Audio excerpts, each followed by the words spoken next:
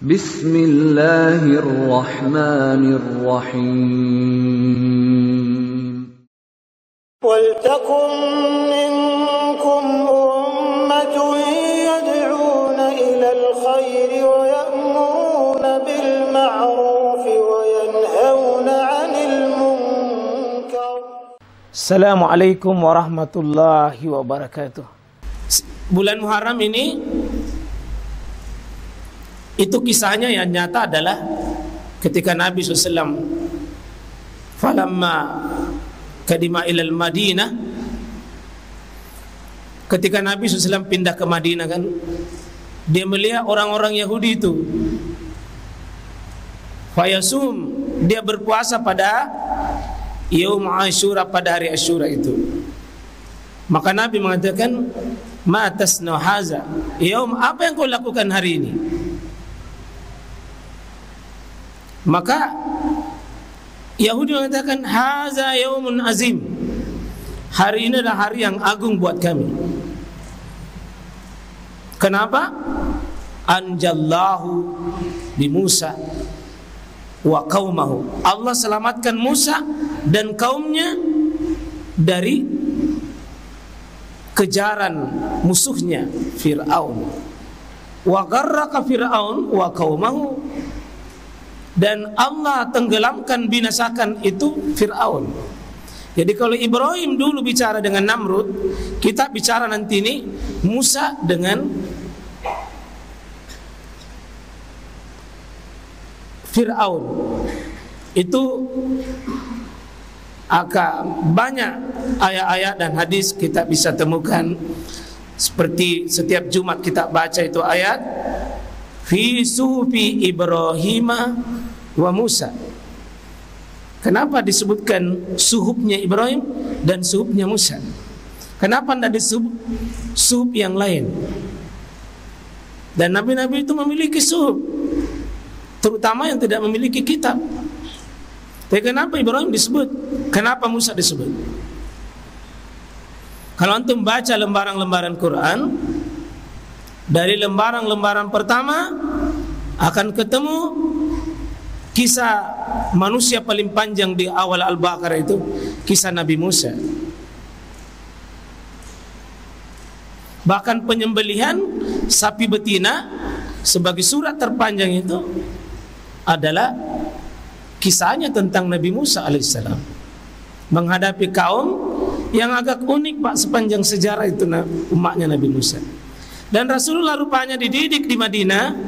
Itu surah yang turun di Madinah itu Al-Baqarah. Dididik lebih 1 tahun itu Rasulullah SAW disuguhi surah Al-Baqarah ini, yang kisahnya bagaimana Nabi Musa berhadapan dengan kaumnya.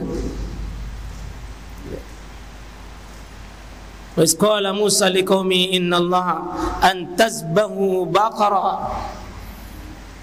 Ketika ada masalah Musa, tetapi Mas sekalian, saya ingin sedikit ya, kaitannya juga ini, materi ini ada 3 bagian, kami coba petakan.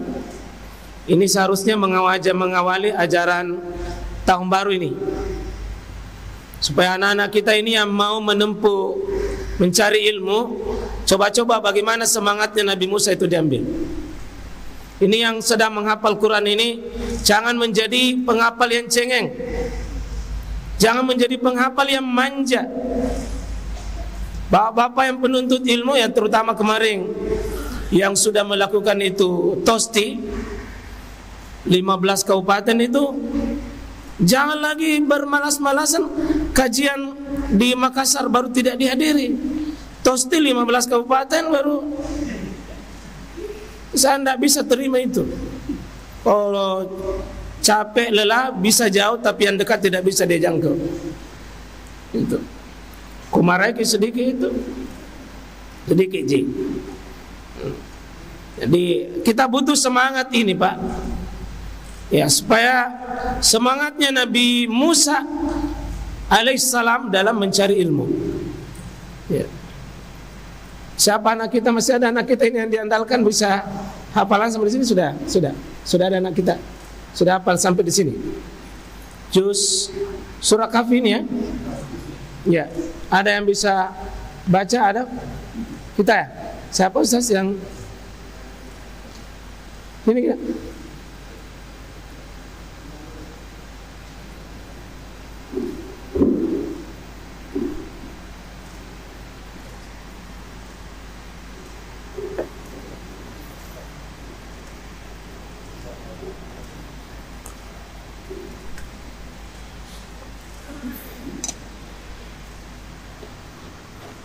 Ya, di surah Kahfi ayat 60, dimulai 60 coba.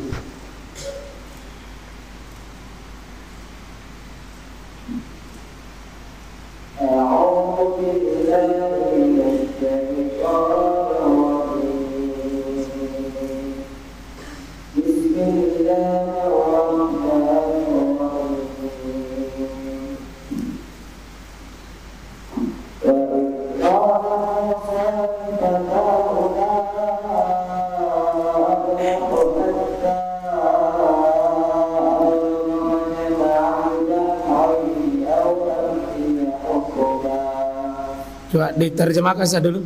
Ada terjemahan di situ? Ya.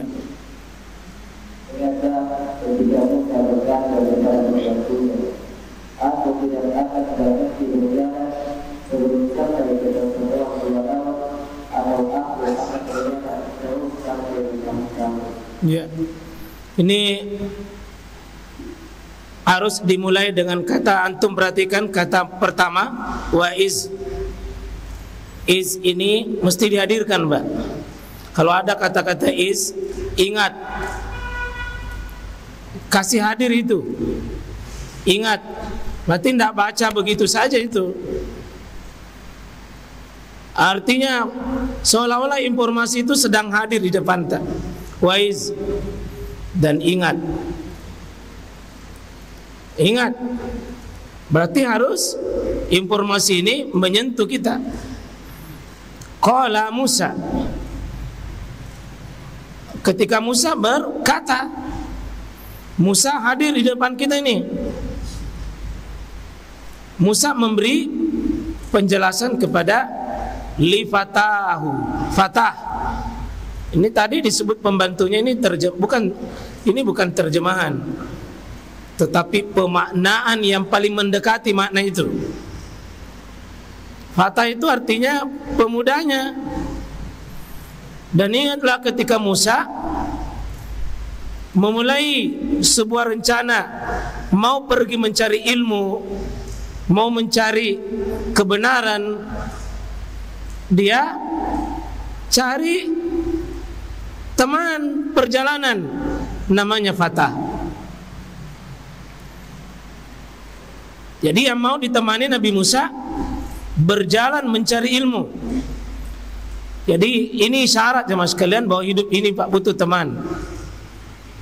Butuh teman, butuh sahabat, butuh teman suka dan duka. Butuh yang bisa saling mensupport, butuh yang bisa saling membangkitkan, bisa saling mengokohkan kita punya semangat itu. Hidup ini terutama termasuk dalam penuntut ilmu. Penuntut ilmu itu banyak orang cerdas, cuma dia tidak punya teman, gagal.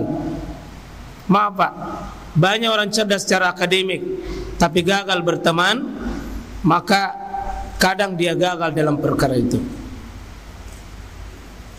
Kita butuh itu Pak, teman itu sebahagian dari sebab kita bisa sukses. Ya. Teman itu penting.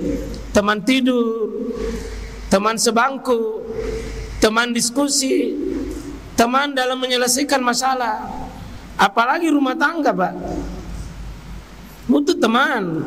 Teman hidup, bukan cuma teman tidur. Kalau teman tidur baik, dia tidak mau tahu masalah kita, dan kita tidak mau tahu masalahnya. Dia tidak terlibat dengan diri kita, dan kita tidak terlibat dengan dirinya. Apa gunanya rumah tangga seperti itu? Rumah tangga ini saling bahu-membahu kita dalam sebuah ibadah, sebuah perjuangan, sebuah pengorbanan. Seperti itulah kunci Ibrahim berhasil menemukan teman hidup yang membuat bisa tegar dalam menerima ujian dan cobaan. Nabi Musa sini hadirkan itu kembali, kisah itu di depan kita, bahwa Musa sebelum melakukan perjalanan cari teman. Bisa jadi guru tak teman, ya, bisa jadi sahabat kita, bisa jadi orang yang ketika kita lupa dia hadir. Di sini kenapa fatah, Pak? Fatah itu artinya anak muda, menunjukkan semangatnya. Anak muda itu, yang namanya anak muda, jiwa maju, jiwa semangat, jiwa berkembang, itu disifatkan oleh Allah untuk mau menjadi pelajar. Jadilah seperti anak muda. Jangan cepat menyerah, jangan cepat mengalah. Ya, karena umur manusia itu ada anak-anak, ada muda, orang tua, itu tiga itu. Antara anak dengan orang tua itulah anak muda, Pak. Jadi kalau Anda bukan anak-anak lagi, ya fatah itu. Fatah itu. Kalau sudah fatah, itu sudah orang tua itu. Ingatlah ketika Musa berkata kepada anak mudanya, ya, anak mudanya, padahal sahabatnya ini, ya, atau muridnya. Karena istilah-istilah yang dipakai di kalangan para ulama juga itu beda-beda, Pak. Kalau Abu Hanifah itu muridnya itu seperti Abu Hasan, Abu Ishaq misalnya, itu dikatakan sahabat. Sahabat. Kalau sahabat itu muridnya itu. Ya, kalau kita sahabat Abu Hanifah yang pendekat itu Abu Hasan misalnya. Nah, beda misalnya kalau Imam Syafi'i, dia pakai istilah murid, dan pada umumnya sebagian yang lain, ya, itu beda-beda. Ya. Apa yang dikatakan Nabi Musa ketika mau memulai perjalanan ilmu? Tidak akan pernah saya tidak akan pernah kita berhenti, ya, tidak akan pernah berhenti dalam mencari ilmu, cari visi hidup, tujuan perjalanan itu, hatta sampai abluga, sampai majma'al bahrain, pertemuan dua lautan, Pak. Coba ini tidak mau berhenti, terus cita-citanya besar, targetnya besar, targetnya mulia, cita-cita. Saya tidak mau pulang di rumah sebelum saya hafal 5 juz. Saya tidak mau pulang sebelum sampai 10 juz. Itu target itu, harapan. Saya tidak mau. Itu Imam Syafi'i ketika dia pergi mencari ilmu, kemudian ternyata di tengah jalan dia dapat rezeki. Dia bawakan sesuatu buat ibunya berupa seperti kambing itu sapi, dimarahi sama ibunya. Saya lepas kamu nak pergi begitu, bukan saya suruh cari harta, saya suruh cari ilmu. Saya suruh cari ilmu. Coba lihat seorang ibu, anaknya dapat uang, dia marah. Dia bilang, bukan, seandainya uang nak, saya tidak kasih sekolah kamu tinggi-tinggi. Maaf ya ibu, bapak. Jadi seperti ibunya Imam Syafi'i. Jangan kasih sekolah anak di situ karena supaya cepat bekerja, cepat dapat uang. Itu konyol itu, Pak. Itu yang sering kita kecewa karena dikasih sekolah anak untuk cari uang. Ini posisi niat mencari ilmu yang sudah keliru.